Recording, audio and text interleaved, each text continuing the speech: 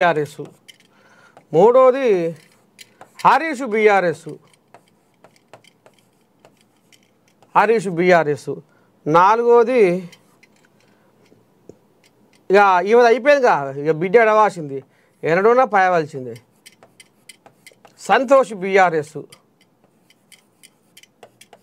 ఐదోది పెదకోమటిరెడ్డి అంటుండు హిమాన్షు, ఈ కోళ్ళని కూడా దింపిండు రంగంలోకి.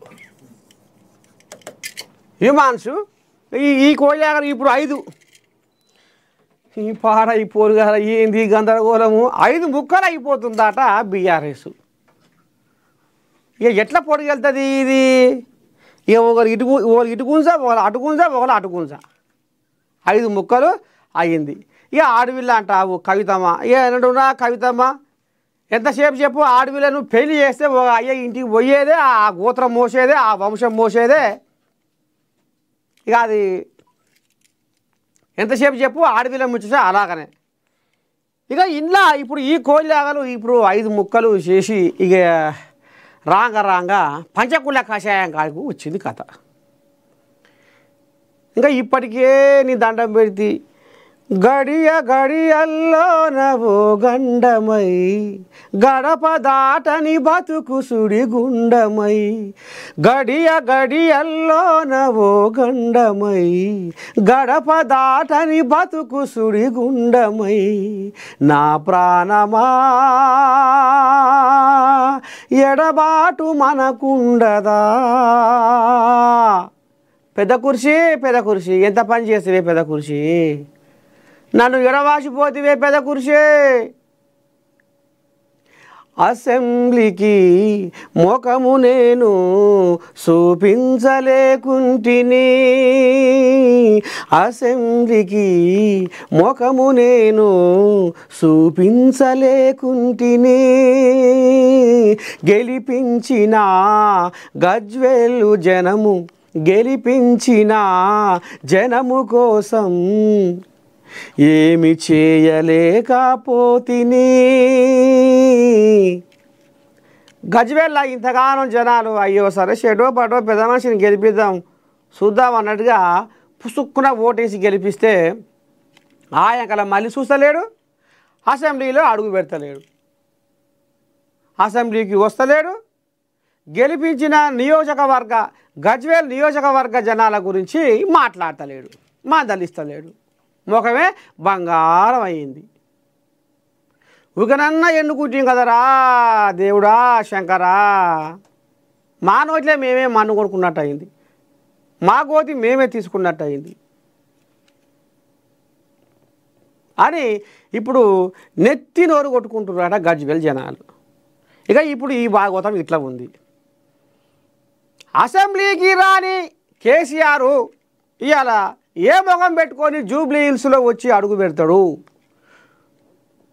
జూబ్లీ హిల్స్లో ప్రచారం చేస్తాడు? వస్తందుకు ఆయనకు ముఖం ఉందా? ఒకవేళ వస్తే ఆయన కష్టం మేము ఉంచుకుంటామా? అయ్యా బారుబూరు బచ్చన్నపేట అని వచ్చినావు, నువ్వు ఏ ముఖం పెట్టుకొని వచ్చినావు? నిన్ను కాల్చి వేసి గెలిపించిన జనాలు గజ్వేల్ జనాలు ఇవాళ తల్లడం మరణం అవుతురు. ఇవాళ ఒక్కొక్క సమస్య పేరుకపోయింది. 10 ఏళ్ళు రాజ్యం వేలి వేల కోట్లు లక్షల కోట్లు దోచుకుంటుంది, అందుకేని 10వ పరకో తీసి మరి ఎందుకు ఖర్చు పెడతావు నియోజకవర్గానికి? మా సమస్య ఇది, మా గోడు ఇది, మా బాధ ఇది అని చెప్పుకుంటాను, కనీసం వాళ్ళకు ముఖం కూడా చూపిస్తలేవు. ఇవాళ నువ్వు ఏ ముఖం పెట్టుకొని జూబ్లీ హిల్స్కి వచ్చి ప్రచారం చేస్తావు? అసెంబ్లీ గడప దొక్కని నువ్వు, అసెంబ్లీలో మాట్లాడని నువ్వు జూబ్లీ హిల్స్కు ఏ ముఖం పెట్టుకొని వస్తావు అనేది ఇప్పుడు జూబ్లీ హిల్స్ జనాలు గల్లీలలా కల్లర్ర చేసి కయ్యానికి కాలు దువ్వుతుర్రు అట. ఇక ఇలా పెదకోమటిరెడ్డి అడుగు పెట్టి మొత్తానికి బీఆర్ఎస్ 5 ముక్కలు అయిందని జ్యోతిష్యం చెప్పిండు, 5 ముక్కలు కాబోతుందని జ్యోతిష్యం చెప్పుకొచ్చిండు. బీఆర్ఎస్ జాతకాన్ని ఈ రకంగా జూబ్లీ హిల్స్ ఎలక్షన్ల సందర్భంగా పెదకోమటిరెడ్డి ఈ రకంగా బీఆర్ఎస్ పార్టీ గురించి జ్యోతిష్యము చెప్పుకొచ్చిండు. ఇది కథ. ఇక రేపు రేపు ఇక అన్నట్టు ఒక ముచ్చట. ఇప్పుడు ఇంట్లోనే ఎంతసేపు చెప్పు ఒక్క మాట మాట్లాడుకుందాం వల్ల రక్త సంబంధం ఏనాడు ఎడవాసిపోదు. కవితమ్మ ఇయ్యాల నేను దూరంగా పోతున్నా మాయ పోటువ లేకుంటే నేను 4 నెలలు జనం బాట జాగృతి పేరు మీద జనం బాటా చేసి జనాలల్లా ఉంటా అని మాయ పోటువ నాకు అవసరం లేదు, నేను పోతున్నా, నన్ను మాయ సస్పెండ్ చేసిండు, ఇక ఎడవాసినట్టే మా పేగు బంధము ఎడవాసినట్టే అనేది కవితమ్మ చెప్పుకుంటుంది. వాళ్ళు కూడా చెప్పుకుంటారు. నీళ్ళల్లో దెబ్బేస్తే ఎంతసేపు తెరలైద్ది, అంతే కదా. ఇయ్యాల కాకపోయినా రేపు కాకపోయినా ఎల్లుండి కాకపోయినా ఇంకా 4 రోజులకైనా ఇంకా 6 నెలలకైనా ఇంకా 7 ఏళ్ళకైనా వాళ్ళు కలిసిమెలిసి ఉంటుల్లే. రక్త సంబంధము, పేగు సంబంధము.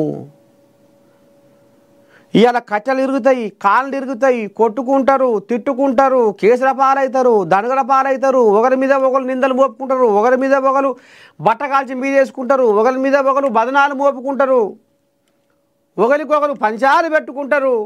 ఆఖరికి వస్తారు కల్లా రేపు ఆ రక్త సంబంధము ఆ పేగు సంబంధము ఒక్కటే. మరి ఇంట్లో ఎవరు తెరలయ్యా ఇప్పుడు అంటే హరీషు ఇప్పుడు స్వయాన